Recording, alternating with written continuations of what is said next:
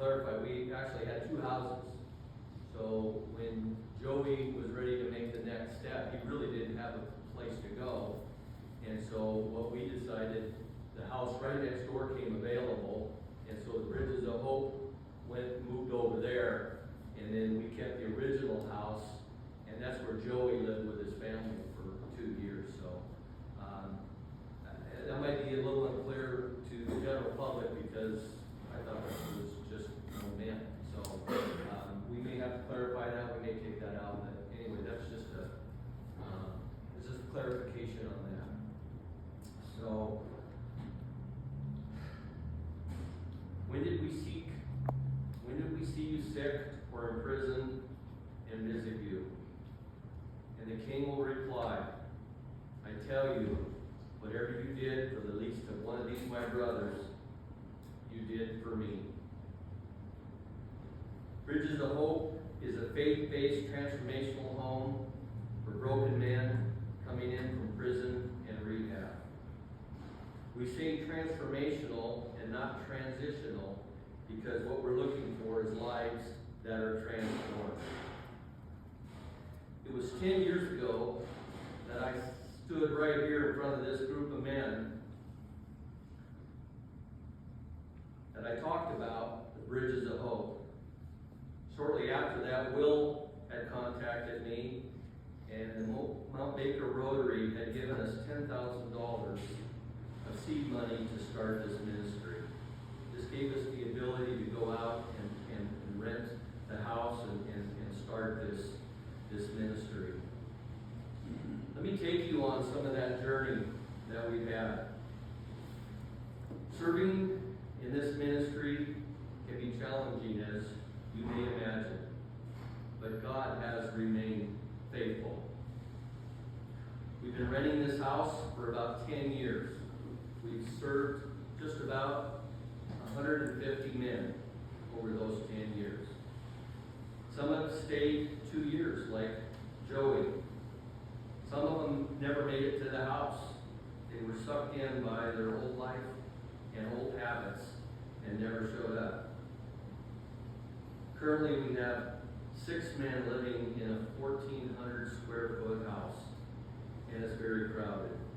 We've got a couple of guys from the house here today. Thanks, guys, for coming, and they can tell you that it is a bit crowded in there. Most of these men have left on their own.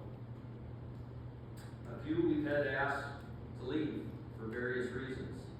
But one thing that we do know, that we planted a seed in each and every one of them in their heart, and they will only become fruitful in God's time. Let me walk you through the last 90 days. It's been an amazing experience for us at Bridges of Hope. Sometimes we just need to learn to get out of God's way and just let Him do His work. While I was on vacation with my wife in early December, we were watching TV and watching a church service, and the sermon was based on Galatians 6 verse 9. Let us not become weary in doing good, for at the proper time we will reap the harvest if we don't give up. Boom. That hit me right there. 18 months ago, I gave a presentation at a local church with Joey Mellema. I had my presentation, just like I do here today, all ready. And I walked up, and just before I got there that day, somebody handed me a letter. And it was a letter from Joey's daughter, Maddie. We met her on the video. I set that presentation aside, and all I did was read this letter. That was 18 months ago.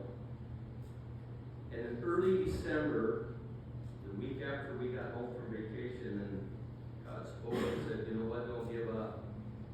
I got a call from someone in the community that was in that church service the Spirit has been pricking them for the last year, if they could ever help this ministry, that they would like to do so. So I took this call from this person, and they wanted to know how they could help.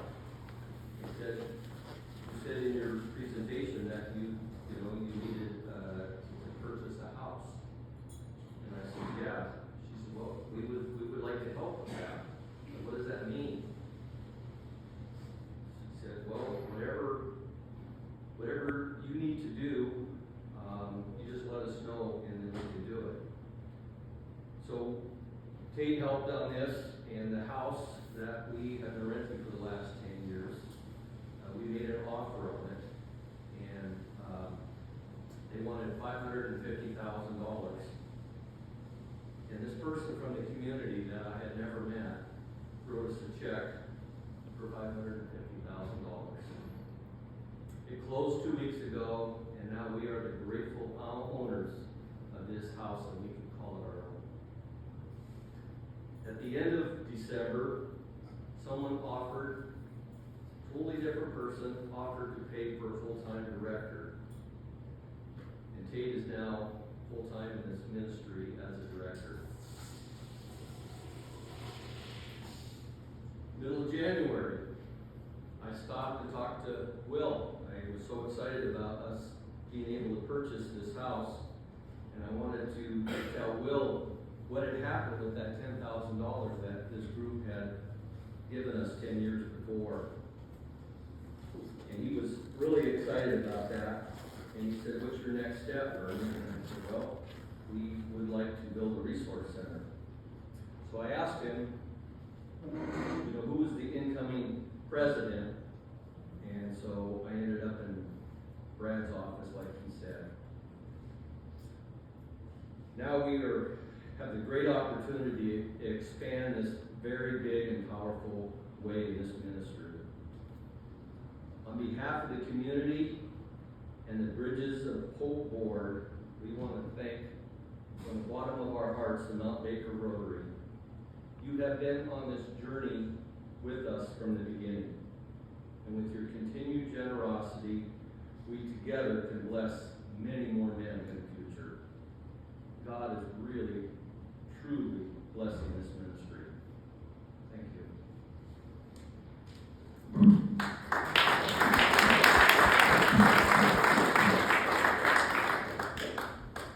Thank you very much for sharing. So, my name is Dave Jordan, as you saw in the video. I grew up here in Linden, and I want to share a little bit about my background, my story, how I came part of Bridges of Hope, and why I felt it was the right ministry for me to join. Actually, as I'm standing here, when I was 12 years old, just about ready to be 13, I grew up in that house right on the corner on 17th Street.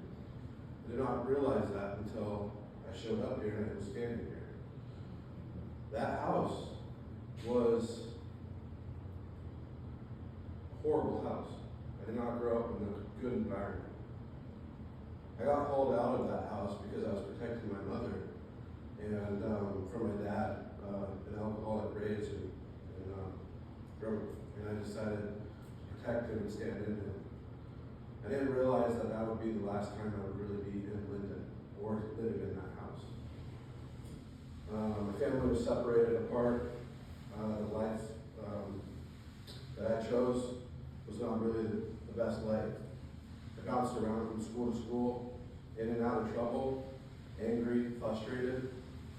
Ended up, spending many nights in jail and in prison and doing drugs, and had no fulfillment in life.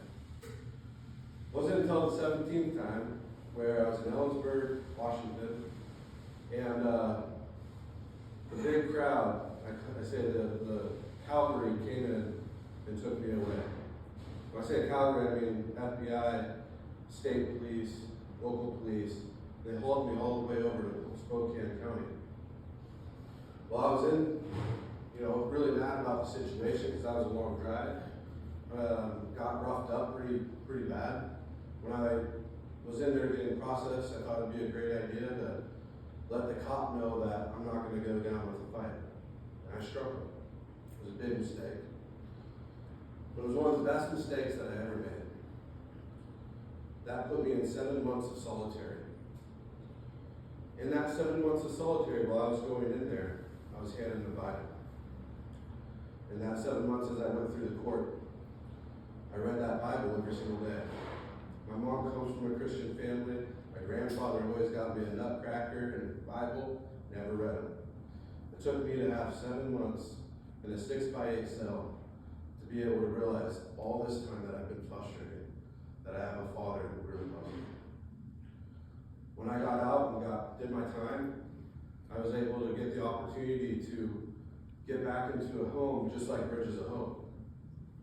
Able to get around Christian men, understand the principles of what it means to be good in the society. I was able to build a company, was able to, grow closer to God, and eventually led me back here where I'm able to raise my family in a healthy community where they're surrounded by love. 2020, I joined the board with Bridges of Hope. It's been one of the second best decisions I ever made. It's been, God's just opened up doors left and right. It's been really amazing to be sitting here 10 years from our first gift that you guys gave to us, to be able to see what God's done in our ministry. God is a home, as Barry just said, but we are really tight on space. Every Wednesday night we meet with the men and we do Bible study. As you can see, we normally have 6 guys in the house, and we have guys that come all throughout the community who can't fit inside the Bible study. We had to actually, say, hey, we got to spread it, we got to break up the groups, So we came up with the idea of having a resource center. When we bought the house, I went down to the county to try to see, hey, what can we do with the property? And we sat down and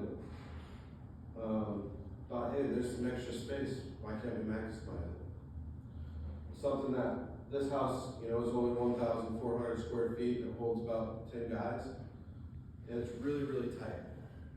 So having a resource center will allow us to not just have an administrative office, which would be really nice for Bob and I and all the other guys that volunteer. But more importantly, it'd be nice to be able to have a place where we can have one-on-one counseling with our men, and we can have a place where other men throughout the community that are struggling can have a place to go and talk and have the resources, whether it be they're struggling with alcohol, whether it be they're struggling with addiction, with drugs, maybe it's porn, maybe they're struggling with anxiety or stress. Maybe they just need another guy to say, hey, I'm not doing good. So that's what the resource center is going to be able to, support for Bridges of Hope. So we can go out and have these resources where men can, talk with their peers, go to AA classes, be able to work out with each other, be able to pray with each other, be able to open the word with each other. And I just want to say thank you for the opportunity to present with you what we've been doing, and thank you for your guys' first gift. Thank you.